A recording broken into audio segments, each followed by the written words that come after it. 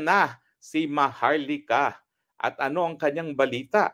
Abay, meron siyang ipinakita na mga dokumento galing sa PIDEA na di umano ng ating PBBM ay sinusubaybayan ng PIDEA dahil ito ay isang pinaghihinalaan na drug user sa isang kondominium. Nakita nyo ba yun? Ito ay dalawang dokumento, no, na di umano ay galing sa PIDEA, no? Now, tinakban po yung mga pangalan ng ibang tao na nandoon sa listahan at tinakban din kung sino ang pumirma. Now, bukod pa dito, abay itong si Maharlika ay merong isang tao na binunyag na kasama ni PBBM at ni Lam sa New York nung sila pumisita sa New York. Abay itong tao pa lang ito ay wanted for drug pushing sa Pilipinas, hindi lang sa Pilipinas, pati Australia.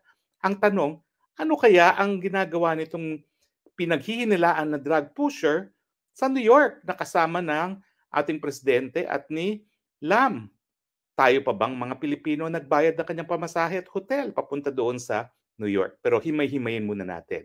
Makikita nyo rito na ang name of target ay si Bongbong Marcos Jr. No? Pre-operation report dahil magkakaroon sana ng raid, no? At nakatukoy dito yung lugar na dapat na ire-raid. Ang sabi ng PIDEA, ha, at nakita ko naman sa computer yan, dito sa Facebook din, na tinignan daw nila yung computer records nila at walang ganitong pre-operation report daw.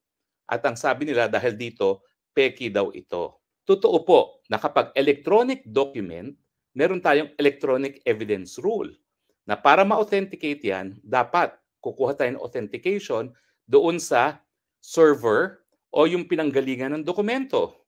Kinakailangan meron yang kumbaga cyber signature. Pero kung titignan nyo itong dalawang dokumentong ito, hindi naman ito electronic documents. Ito'y ordinaryong papel. Ito nga ay fill in the blanks. Hindi po ito electronic document na kinakailangan patunayan sa pamamagitan ng e-evidence rule. So paano po ito mapapatunayan sa hukuman, ha? Well, kinakailangan yung original, unang-una. Tapos meron ditong nakapirma, kinakailangan ipresenta yung testimonya na pumirma at sabihin, pirma ko nga yan. Tapos mamarkahan Exhibit A, Exhibit B, yung pirma niya, A-1, yung pirma ng sa second page, A-B-1. Wala pong kinalaman ang electronic evidence dito. So ano yung sinasabi ng PIDEA na wala sa kanilang computer list itong pre-operation report? AI pa raw ang pumeke. Sos Mariosep naman, sa papel na ganito, hindi na po kinakailangan ng AI kung pepekein yan. Pero kung pepekein naman yan, bakit pre-operation report yan? Dapat sinabi na dito, confirm. Ang denial ay mali kasi ang ini-invoke nila, electronic evidence rule. Hindi naman applicable ang e-evidence rule. Ang applicable lang dito, nasaan ang original at sino yung pumirma at paninindigan ba ng taong pumirma. Pwede nang gamitin yan sa hukuman. Pero ang punto, mga kaibigan, wala naman tayo sa korte. Tayo po ay nasa korte ng public opinion. Hindi naman maghuhusga ang West kung yan ay tatanggapin dahil hindi naman sila nasasakdal sa kahit anong kaso. So ang mga tao dapat hindi masyadong technical. Bagamat dapat nga sabihin natin, paniniwalaan natin yan kung yung pumirma ay paninindigan niya na pirma nga niya yan. Pero anong halaga niyang PIDEA report na yan? Well, kasi nga po, si dating Presidente Rodrigo Roa Duterte sa Davao, sinabi niya na nung siya ay mayor pa, binigyan na siya ng ebidensya ng PIDEA na gumagamit ng droga si PBBM. At mukhang itong PIDEA documents neto ay ebidensya nga na pinaghihinalaan na gumagamit ng droga si PBBM. So kumbaga, itong ebidensyang ito, bagamat hindi siya electronic evidence at hindi kinakailangan patunayan sa pamamagitan ng e-evidence, ito po'y corroborative doon sa sinabi ng ating dating Pangulo. At kung tetestigo pa ang ating Pangulo at sasabihin na eto nga yung dokumentong pinakita sa akin, ay yun na nga po yun. Talaga mako-corroborate yan at eto nga yung tinutukoy na ebidensya ni Presidente nung siya'y nagbitaw ng mga napakabigat na paratang na merong ang ebidensya na gumagamit daw ng pinagbabawal ng droga ng pulburon ang ating Presidente. Yan po ang halaga niyang expose ni Maharlika.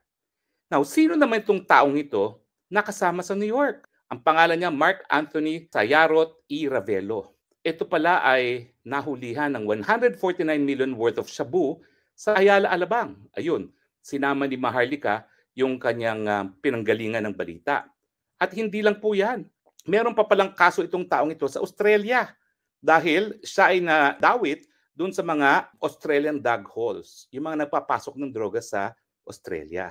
Si Mark Anthony Sayarot E. Ravelo nandoon malapit kay PBBM at kay Lam nung sila'y nagpunta sa New York. Hindi naman nagpapapicture lang itong si Mark Anthony Sayarot. Kasama talaga siya ni PBBM at ni Lam. Ano ang ginagawa ng isang pinaghihinalaan na drug pusher, hindi lang sa Pilipinas, kundi sa Australia, kasama ng Presidente at ng First Lady sa isang opisyal na trip sa New York? Kabahagi ba talaga siya ng Philippine delegation? At tayo nga ba ang nagbayad ng kanyang pamasahe at ng hotel dyan sa New York? Bakit naman natin babayaran ang hotel at pamasahe ng isang pinaghihinalaang drug pusher?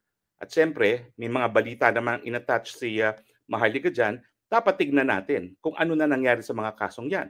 Kung siya ba ay napatunayan ng guilty or not guilty, pero bago lang po itong mga kasong ito eh. Kasi itong larawan naman ito, nung 1 taon lang. Maalala nyo naman yan po ay wala pang 6 na buwan o parang pangatlong buwan pa lang ng ating presidente mula nung siya nanumpa bilang presidente, nagpunta na ng New York. Now, sa tingin ko, kaya tinanggal naman ni Maharlika yung pangalan ng pumirma doon sa dokumentong yon kasi nga, baka mamaya magurgur kung sino man ang pumirma noon. Dahil nakasalalay sa kanyang testimonya na yung pirmang yon ay pirma nga niya para po mapatunayan yung authenticity ng dokumento na yan. At syempre, pag nakakakita ka naman ng drug pusher na kasama ni PBBM, bakit? Syempre ang isipin nyo, sinong sinusuplayan ng drug pusher? Well, wala naman akong conclusion dyan. Bahala na kayong maghusga, bahala na kayong magkaroon ng paninindigan, pero sa tingin ko, dumarating na ang panahon na masisiwalat ang katotohanan kung nasa tamang isipan ba ang ating presidente.